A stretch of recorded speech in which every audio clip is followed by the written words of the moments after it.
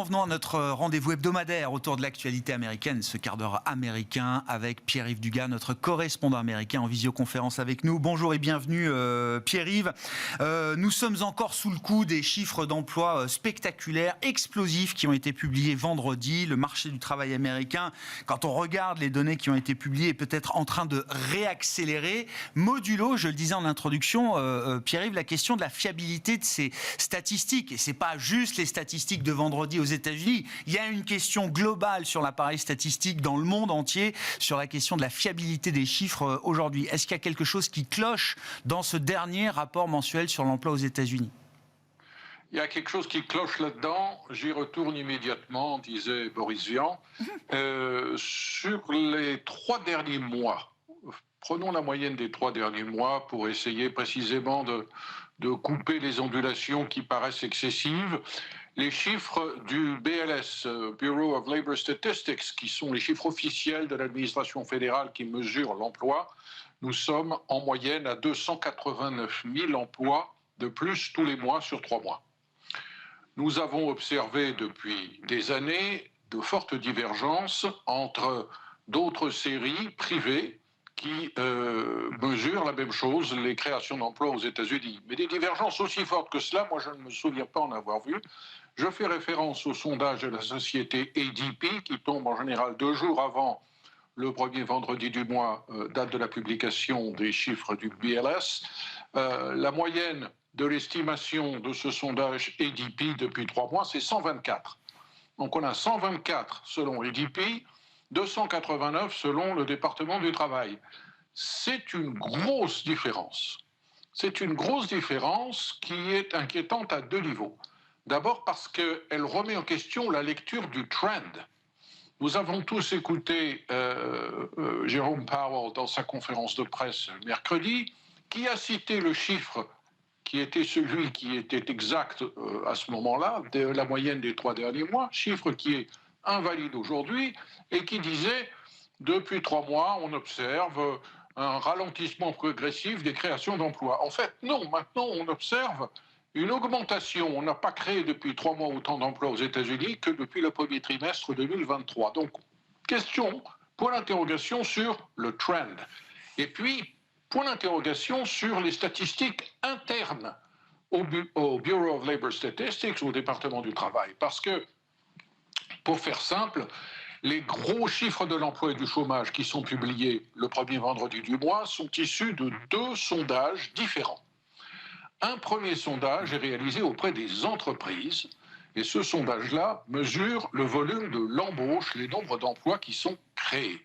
Un autre sondage, qui est lui aussi mené durant à peu près la partie centrale du mois, s'adresse cette fois-ci aux ménages et mesure tout ce qui est relatif à l'emploi, à l'entrée sur le marché du travail, à la sortie du marché du travail. Or, on s'aperçoit que depuis 6 mois, le rythme d'amélioration du marché du travail aux États-Unis, tel qu'il est mesuré par une méthode, celle du sondage auprès des entreprises, est de 2 tiers plus rapide que la mesure de l'amélioration du travail, selon le sondage réalisé auprès des ménages. Alors, il y a quelque chose qui cloche là-dedans, c'est intéressant, et ça peut être potentiellement dangereux, parce qu'il est possible que le marché obligataire pense une chose, la Fed en pense une autre.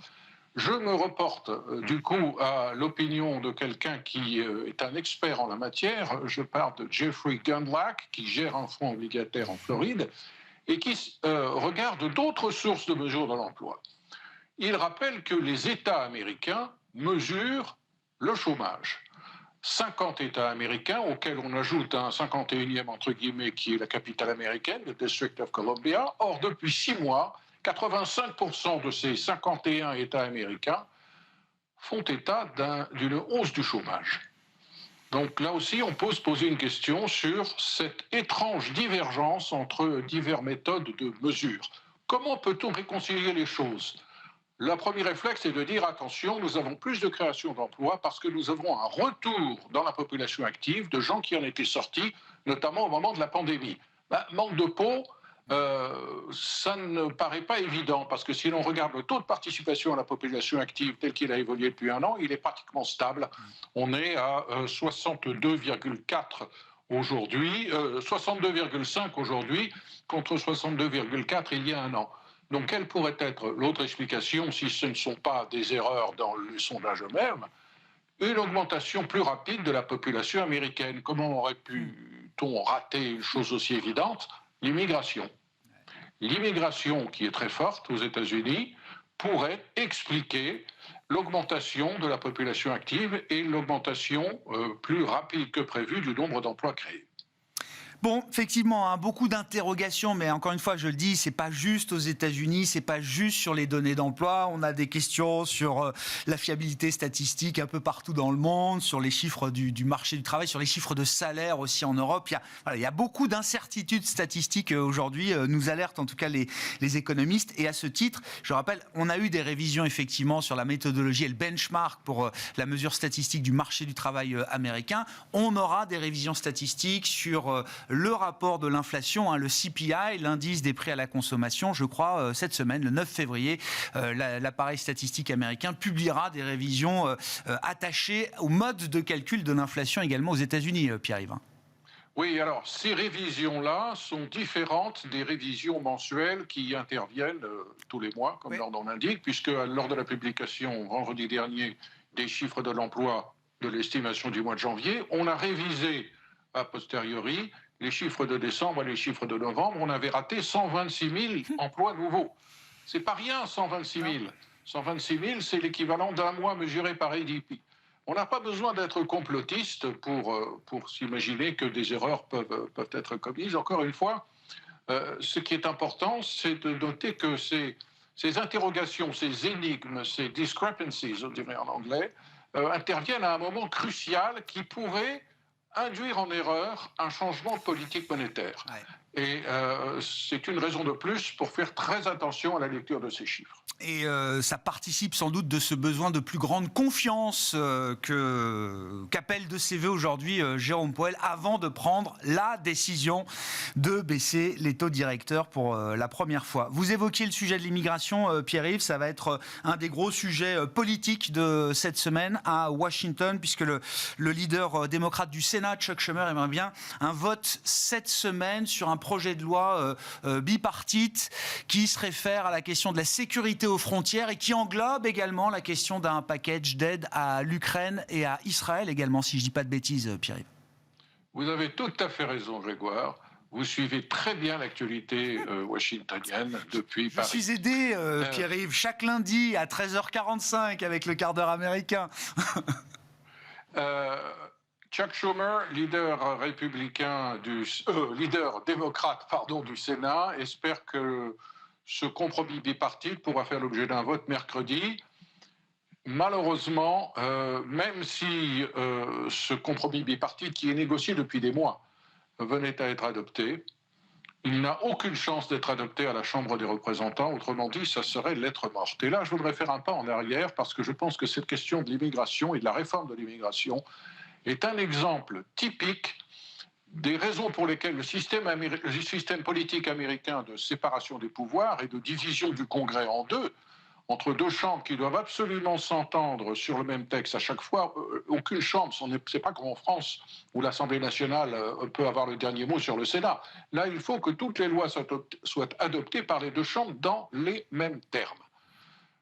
Au Sénat, on peut parfois obtenir un compromis bipartite. À la Chambre, c'est extrêmement difficile. Et le nouveau speaker de la Chambre, qui est un républicain, M. Mike Johnson, a dit le compromis que le Sénat risque d'adopter sera jeté à la poubelle dès le début. Pourquoi?